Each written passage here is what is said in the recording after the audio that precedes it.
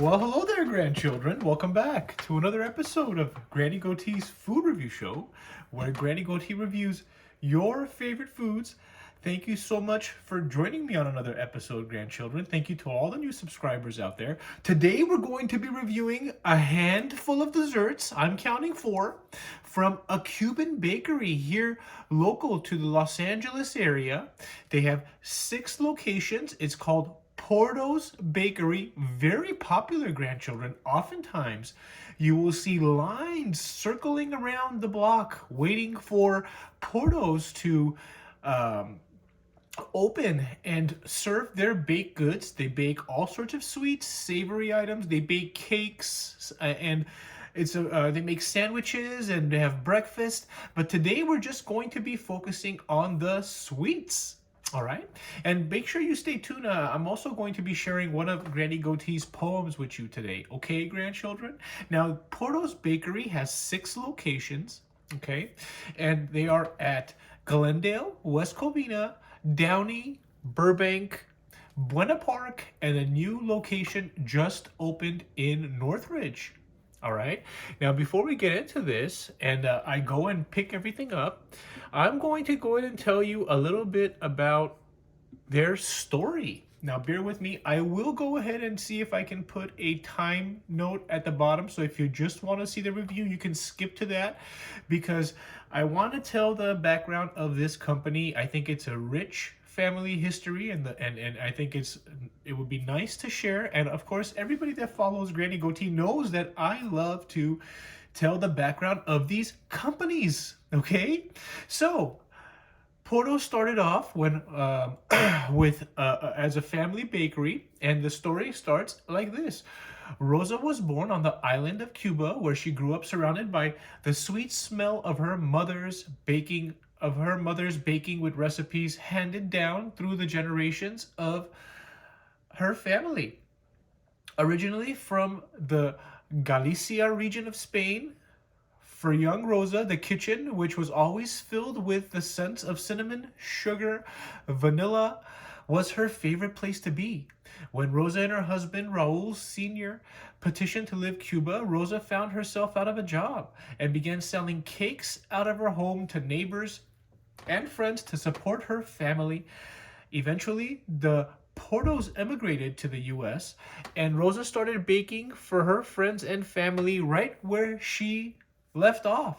That's where the next chapter of their family began. When Rosa and her family arrived in California, they had only the clothes on their backs.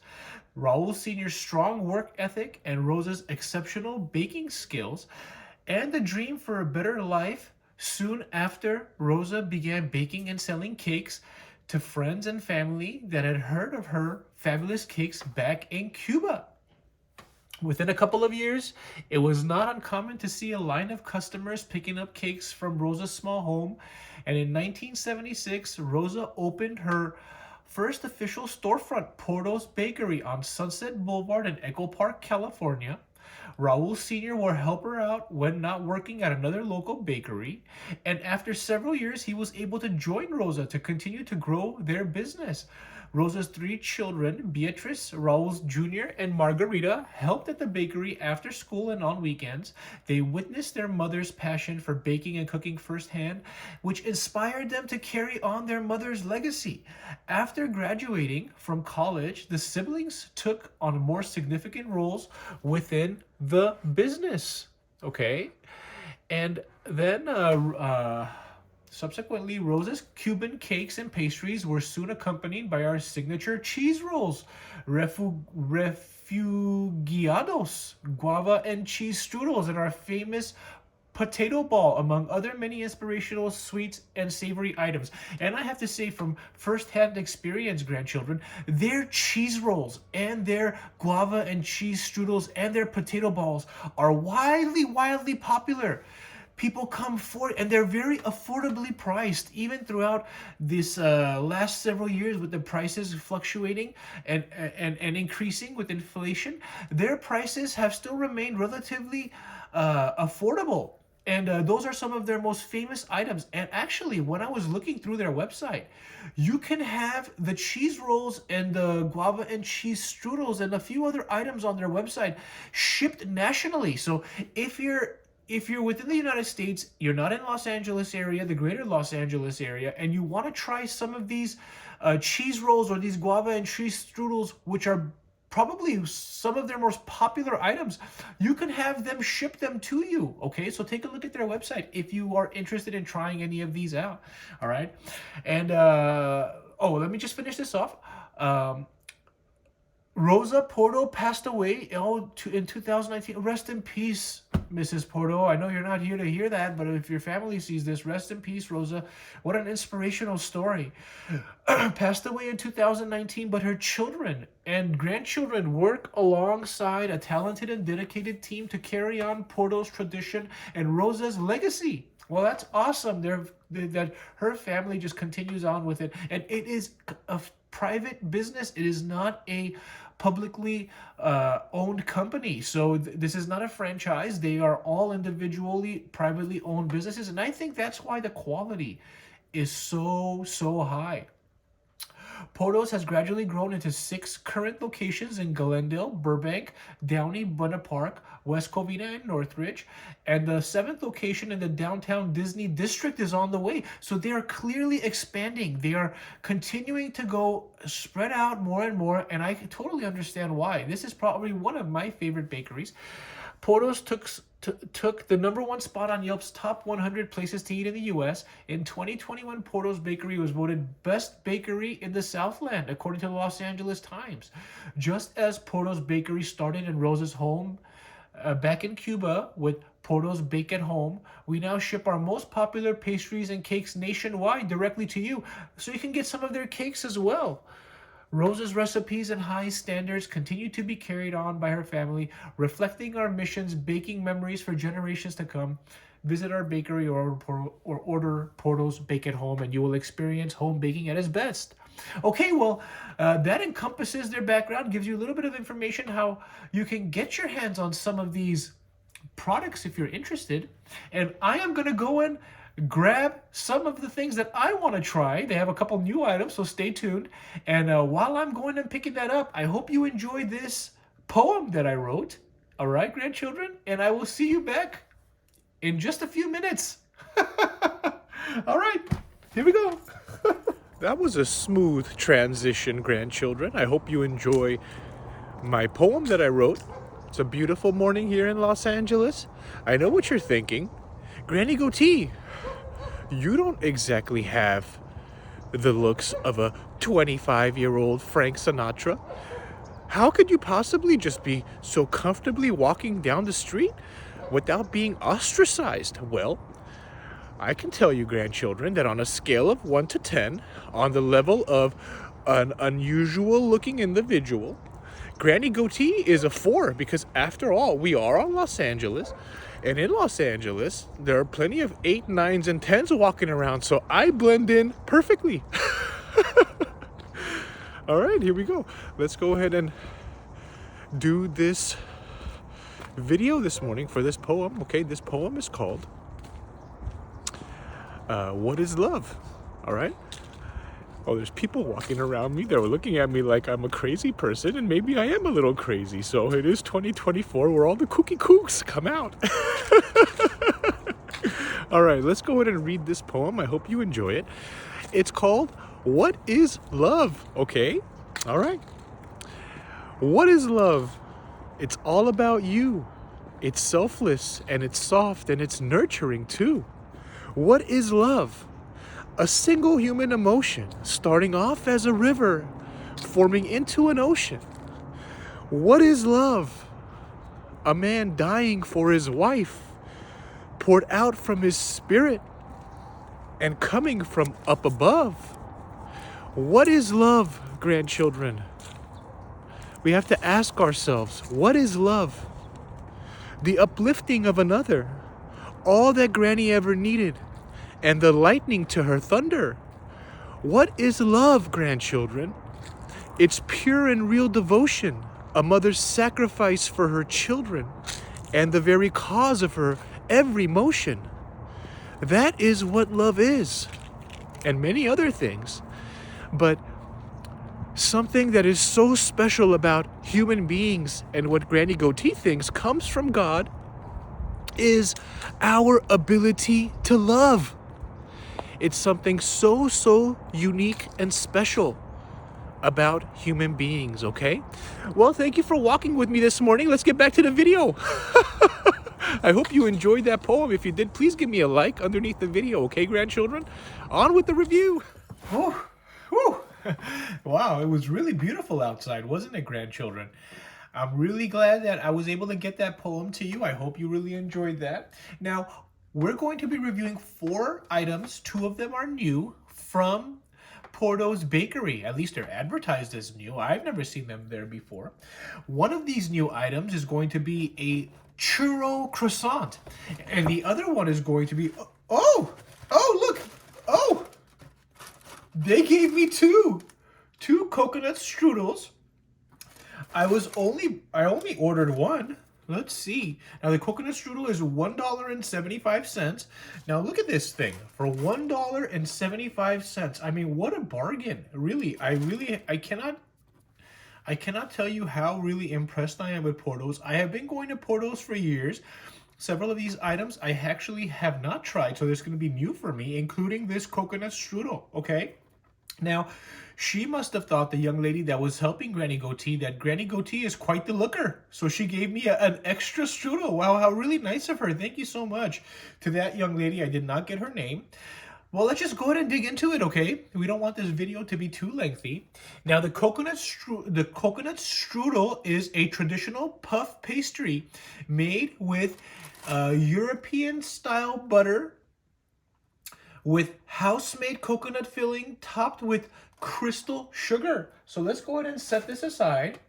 Granny Goatee is prepared with a plate. Now take a look at this coconut strudel, grandchildren.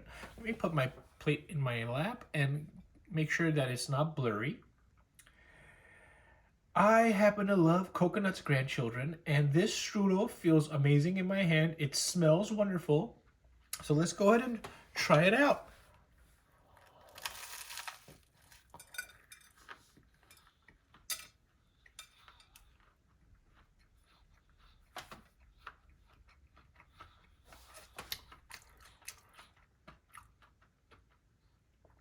I got no coconut in that bite.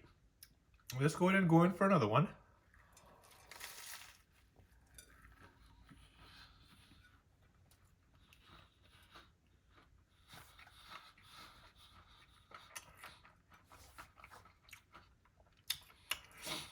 Now this pastry, they probably gave me 2 because they probably baked these in the morning. And they've been sitting for a while. It's very hard on the outside, very crunchy. Those sugar granules remind me of, I just can't place my finger on it. Like remember those round tin butter cookies that we would see sometimes during the holidays, grandchildren, right around this time of year. They were all different kinds of shaped butter cookies in a round tin. They had maybe 20 different variations, and they were stacked on top of each other. And some of them had cookies with those sugar granules on top. This really tastes exactly like that, with just a coconut filling.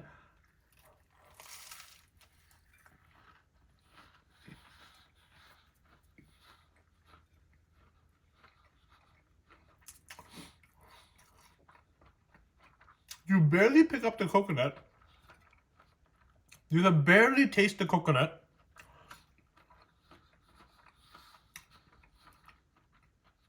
But it's there. But what I don't like about it is that you have to eat 1/3 into this dessert, the coconut strudel, to get coconut. Your first few bites, whoo, I'm just excited to try the other items too. Your first few bites, I like this will be the front end of it, and you are not getting coconut when you bite into this front end. So that first inch of it does not have the coconut, which is a little bit disappointing. Let's go ahead and open this up real quick. And you can see that there, grandchildren. Take a look at around where the coconut filling starts, like right around there or so, the coconut filling starts. So this first 3/4 of the inch of the pastry just doesn't have it. So I don't like that. But it's nice and flaky pastry. But I have to say, this was not one of my favorites, but I will give a total review at the end of the video. All right, let me just clean myself up real quick. So next, we're going to try, the sweet churro croissant. And I'm just going to be, no, I want to get the box again. Let's dump this in here. I'll take this bad girl out. Wow. That feels so different than the coconut strudel. The sweet churro croissant is twice the size, I want to say, and half the weight. All right, let's go ahead and bite into this. Oh, before, let me give you a description. So, a traditional croissant made with European-style butter, glazed with simple syrup, and coated with cinnamon sugar. All right, sweet churro croissant, here we go.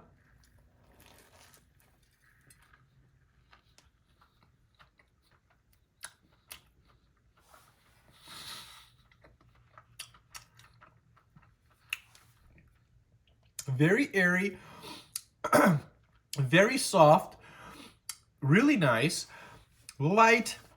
You could taste the cinnamon. It does taste like a churro.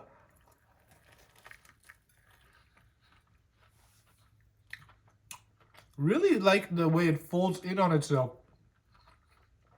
It just caves in on itself. What a contrast between this croissant and the coconut strudel. The coconut strudel was very hard. I wanted some milk with it, something that I can maybe dip it into. Well, on the other hand, this sweet churro croissant, which is slightly sweeter than the previous one, is light and airy and really fun to eat. I almost wish I had a hot cocoa with me or something.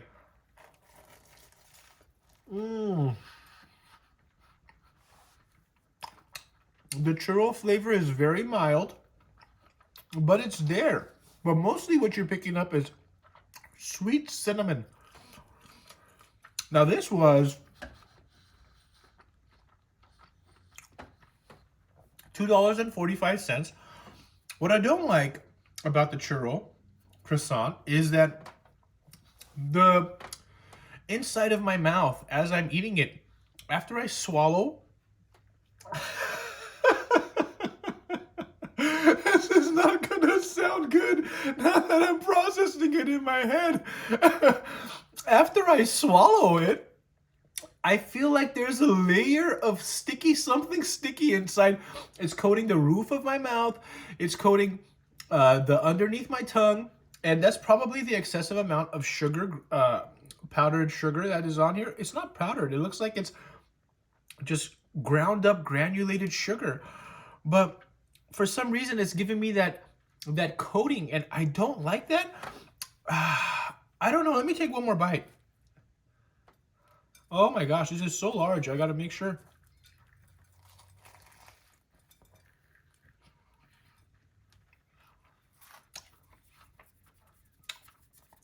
Gosh, I just don't know.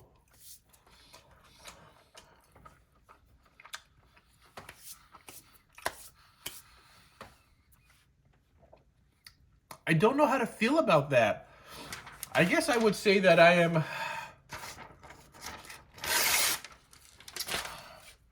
about the whole thing. Because in the beginning it's tasty, but then you get this coating inside of your mouth. I really don't like that. We're going to put this away. Once again, I will give you a review at the end. Okay. And we're moving on. Let's just move on. Moving on to the next item. Let's put the plate over here. Now, this Christmas packaging, grandchildren, I love it so much, this holiday packaging. I have never seen it before. It is new. And I think they did such a good job with it. It's beautiful. And I don't want to tilt this over. Let's open it up. Happy holidays indeed. Now take a look at these two. All right. I'm going to try to give you a good look without them falling over. Now the one on my left and your right is the mango mousse bomb. All right. And the one that is on my right and your left is the Guava Rose, the new Guava Rose. Okay. Now I am excuse me. I am going to very gently take out the Guava Rose first and show it to you. Oh my gosh, I have to be so careful here, grandchildren. Take a look at that. Wow, that is just gorgeous. So beautiful. I love the shape. I love the flower. I love the way it looks. I love the way it smells. I thought that these two items were so delicate that I went ahead and made special signs. I was going to hang them underneath, but it was a little bit complicated. But this is the Guava Rose. Oh, I don't want to cover the sign with my hand, so let's do it like this. Wow, it is so beautiful. Now, I don't think this rose is edible, so let's just take that out. Okay. Now, let me give you the description. All right, because it's a sweet pink guava mousse with a chunky guava center atop a thin layer of Rosa's original sponge cake, finished with a white chocolate glaze and topped with a dried rosebud. I am so curious if I could eat this rosebud. Let's see. Oh, but it is so tasty.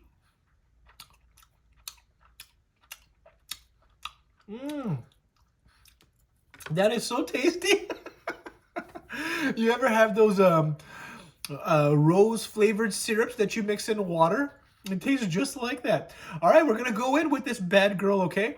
Now, grandchildren, one thing I hope you understand and know about Granny Goatee now, by this time, is that I love to eat things that look like tubes or sausages or elongated objects.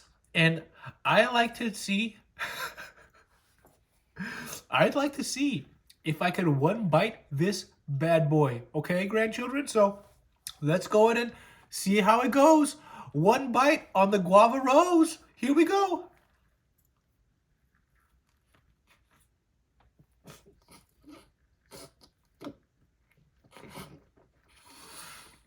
Mmm. Mmm. Oh my goodness. Wow. Wow. If you like guava, you have to try this dessert. That is exceptional, incredible, fantastic, decadent.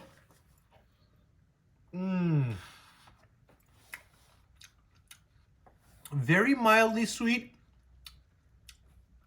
I love the coconut shavings on the edge here. They add an extra layer of flavor. These coconut shavings. Do they say that they have coconut shavings on here? They don't say it, but I can taste that it's coconut.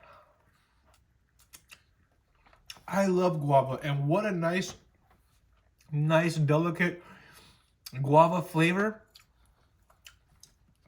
Wow. That was a treat. I love how it's not too sweet. I love the coconuts. They give you a little interesting consistency because most of it is mousse. And then on that inside, it's almost like a, how do they describe it? With a chunky guava center on top a thin layer of Rosa's original sponge cake. You get no sponge cake on this thing. That mousse is so overpowering and so flavorful. It completely drowns out the sponge cake. If you did not tell me there was sponge cake on here, I would not even taste it. Must be a very thin layer, but that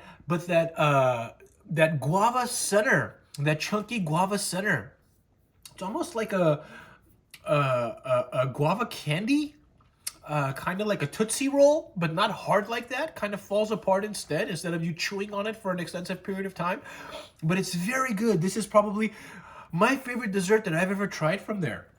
So okay, let's move on to the mango mousse bomb, which is also an elegant, aesthetically pleasing dessert. You saw it a moment ago, but I'm going to focus on that now. Now, and I'm going to give you the review at the very end, okay, grandchildren? Now, let's... Oh, shoot! Oh, my gosh! I party fouled all over my floor! Oh, well, we're going to have to clean that up later. Jeez Louise, Granny Goatee is so clumsy. I mean, I have like 92 videos out already, and almost 85% of them I'm dropping something somewhere, party fouling something somewhere. I have to tell you, grandchildren, because I am so clumsy, and so is Grandpa Goatee, we got all of our children, when they were born, all 40 of them, helmets at birth. And they did the same thing to their children. So all my grandchildren, all 80 of them, got helmets at birth, okay? All right, so here we go. The mango mousse bomb. Take a look at that. How incredibly elegant is this? That is so beautiful to the eyes. It looks like it also has that coconut shavings on the side here with a little white chocolate candy piece on top. Let's go ahead and read the description. A guest favorite, Porto's signature mango mousse on a thin layer of Rosa's original sponge cake with passion fruit crémeux. Crémeux. It's a French word, and I cannot pronounce any French words except for enchanté. Shout out to Trent. I bet Trent would be able to pronounce this. Crémeux, C-R-E with a little dash line on top, M-E-U-X. Okay, anyway, moving on. Finished with mango glaze, finely shredded coconut, and white chocolate decor. So this one is not shaped like a sausage, so Granny Goatee does not need to shove it into her mouth. So I'll go ahead and use a traditional spoon, and let's go ahead and plate this bad boy. All right, and see how it looks. Oh, wow, it looks just like an egg. Can I get that? No, no, no, from my viewers. Look at that, grandchildren. It looks just like an egg. I don't see, you see how thin that layer of sponge cake is? It just gets lost in there. I don't even see, is there any, I see it. It is so thin, maybe a quarter of an inch thin at the very bottom. And then we have 3 different layers. You have that outside layer. Oh my gosh, I'm hitting my phone. I hope that didn't mess everything up. You got the outside layer, then you have a layer inside, and then the center. All right, enough talking. Let's see what it tastes like.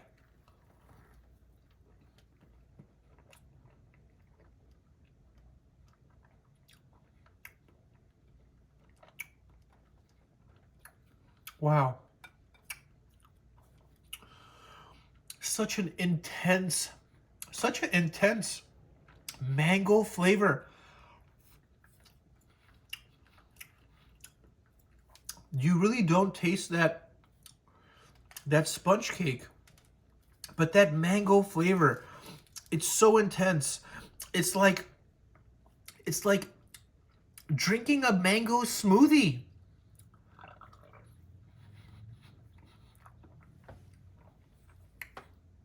It immediately coats your entire mouth with a decadent mango flavor. and I can't really describe exactly what it's reminding me of, but it's reminding me of something from my childhood that I had that tastes like mango. And I can't really remember. Was it a mango sherbet? Was it a mango candy? A mango slushy? Something I've had in the past that tastes like mango.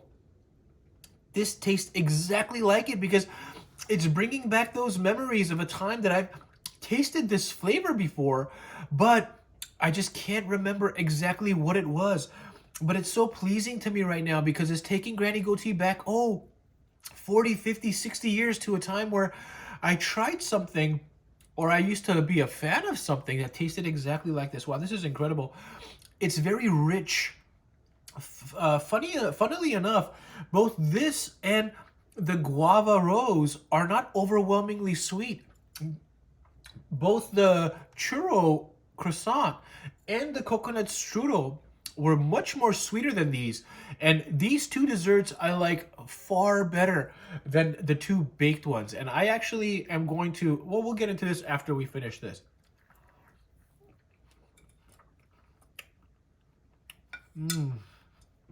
It also has a chocolatey center on the bottom, maybe in the sponge cake. And that's a little bit of a flavor that I got at the end on that last bite. But overall, this was fantastic. And that's just the white chocolate piece. I mean, I have to lick it because everyone knows Granny Goatee has no shame. It's so, so delicious. I have to...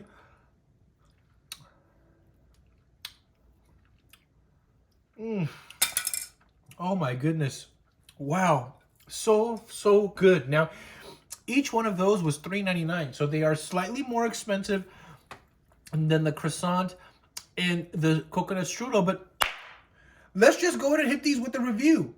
Now, the coconut strudel, grandchildren, what do I think about that? I think the coconut strudel gets a 6 out of 10. Okay? I won't order it again. It's just, you know what? I'm dropping it to 5.5 because, I mean, it's just average. And I'm sure it's much tastier if I get it in the morning when it's fresh. But overall, I was not very pleased with that.